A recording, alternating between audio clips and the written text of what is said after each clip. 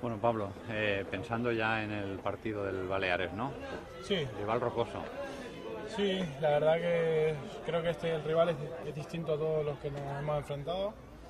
Y bueno, pues siguiendo la tónica en casa, hay que hacerse fuerte y sacar los 3 puntos como sea. Lo que está claro es que ese nivel de intensidad es el que tenéis que mantener. Sí, la verdad que lo mejor que estamos haciendo es eso, que es trabajar en los 90 minutos con la tensión altísima y eso nos hace estar pues bien colocados, llevarnos los balones en segunda jugada y sobre todo a la hora de recuperar pues nos coge bastante bien ubicados y bueno, y perdemos pocos balones.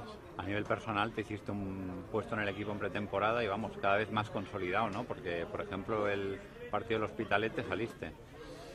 Bueno, cada vez estoy con más confianza. Quizás los primeros partidos pues estás con la tensión así de no querer no hacer ningún error y poco a poco he ido cogiendo confianza. También físicamente me encuentro mejor, que siempre cuesta los primeros partidos. Vienes de pretemporada, las piernas pues, pesadas, cansan y ahora cada vez mejor, sí, con confianza, la verdad que sí.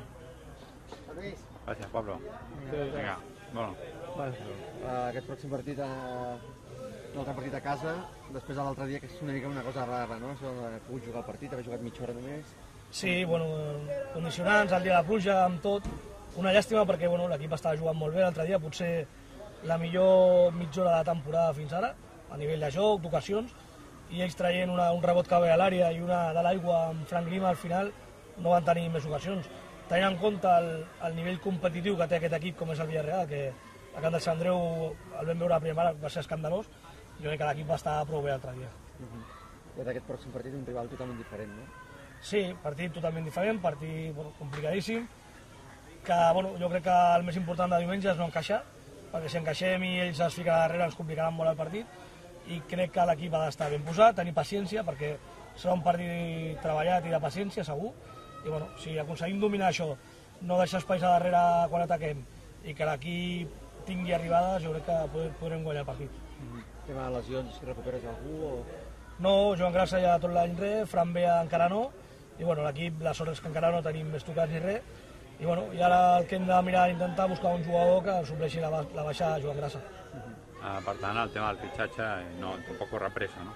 No és urgent, però sí, tampoc ens en podem adormir. Hem de mirar de buscar, de tenir paciència i sobretot d'encertar, perquè hem de pensar que ha de ser un jugador que econòmicament sigui viable i que ens pugui donar una mica més de gol del que tenim ara. Hem de buscar un jugador que a nivell ofensiu, ja no de treball, sinó que a nivell ofensiu ens aporti una mica de gols i d'arribades a l'àrea. De cara a diumenge, pots recuperar ja a Fran Pineda?